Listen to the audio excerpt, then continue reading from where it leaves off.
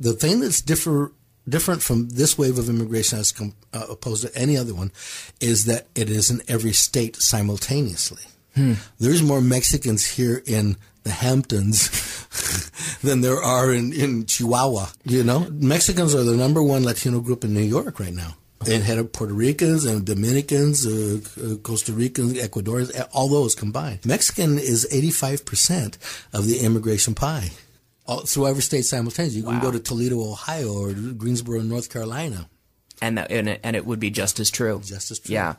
So what of your collection will be on display this weekend at Art Hamptons? Introducing this weekend is the new generation of Chicano artists that are starting to come up, and they're good. These young guys, and they're all at university. Most of them are university professors. And the new wave of guys that are coming, and they're very political. Some are very political, but very street political. You know, they're the taggers, they're the muralists, they're the DJs. They all do those things simultaneously, just like all the other kids do, but with a Chicano bent. You know, you can see Chicano characters in their group, and I get it. Yeah, it's just what that music with the 6/8 beat. You know. And what else are you going to be doing this weekend? I know your birthday's tomorrow, so there's a birthday bash tomorrow between 4 and 5. So I'm going to be receiving large gifts. Exactly. You'll be sitting in front of beautiful art, receiving gifts. Yeah, receiving gifts. Yeah, very expensive, like Lamborghinis and stuff. You're just joining us. I'm speaking to the Cheech Marin of Cheech and Chong, who happens to be a well-known collector of Chicano art. He's got one of the most prevalent private collections in the world, and he's being honored this weekend at Art Hamptons as the Patron of the Year. It's all weekend long in Bridgehampton, and for more information, Art of the New America. You'll see examples of Chicano art and really, really good stuff, affordable, and you should collect it and own the whole set. And for more info, you can go to arthamptons.com. You really opened the door for Latino comics and performers. George Lopez, Carlos Mencia, Paul Rodriguez, they probably wouldn't be where they are today had it not been for you. So how does that feel to be the one who opened the door and broke new ground? It feels old.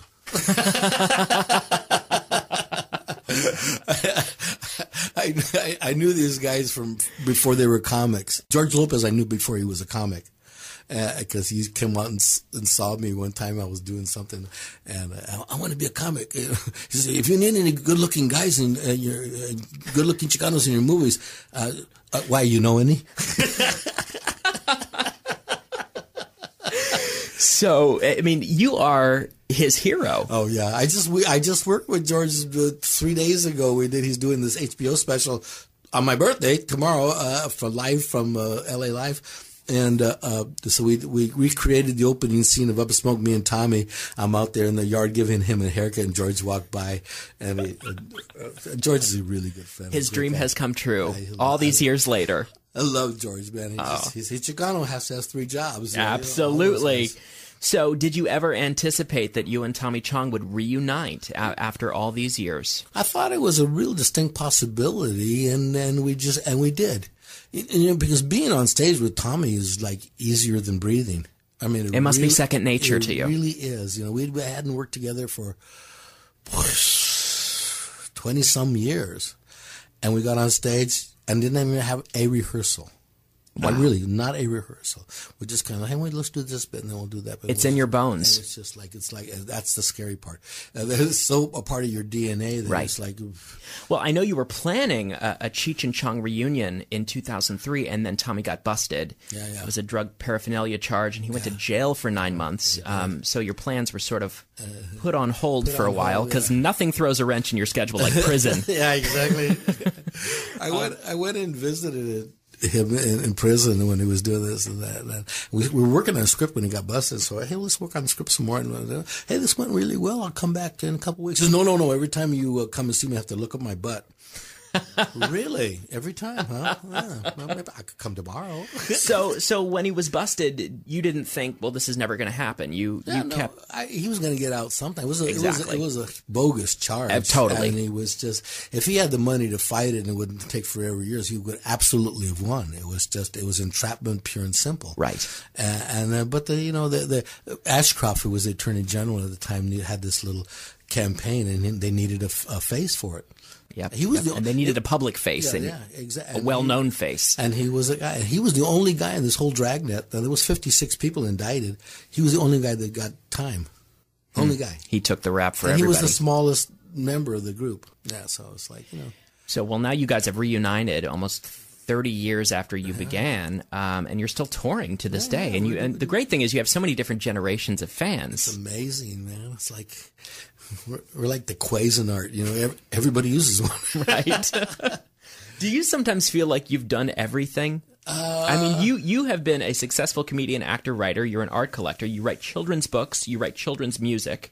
You were on Simon Cowell's Celebrity Duets. You were on a cooking show. You beat Anderson Cooper on Celebrity Jeopardy. Yeah. I mean, you must feel like I can die now. No, I wake up in the morning. What am I going to do today? What's my job today? Well, exactly. What else do you want to do in this lifetime? I call up my manager every morning and say, okay, what job do you have for me today? Come on, today. What job am I doing today? And I just love working. My hero, one of my heroes that I didn't know was my hero, was Ernest Borgnine, who just died at 95. Yes. 95. He has an unreleased movie that he made that's in the can that's going to come out. Really? Now, right to the day he died, he was doing SpongeBob SquarePants. Incredible. Working right up until the end. That's what I want to do. I want to croak when I on set. What other goals do you have? It's just to be happy. I want to... I'm a single-digit golfer now, so that's one of the goals now. Congratulations. And I want to see my grandkids grow up and my kids being very successful and everybody to be happy and bring peace to the Middle East. Come on, guys. Can't we just get along? Rodney King. Yeah. That's it. You are also an advocate for the legalization of marijuana. Yeah. I know you, at one point, a few years ago, you were working on the Get It Legal marijuana policy project. Still am.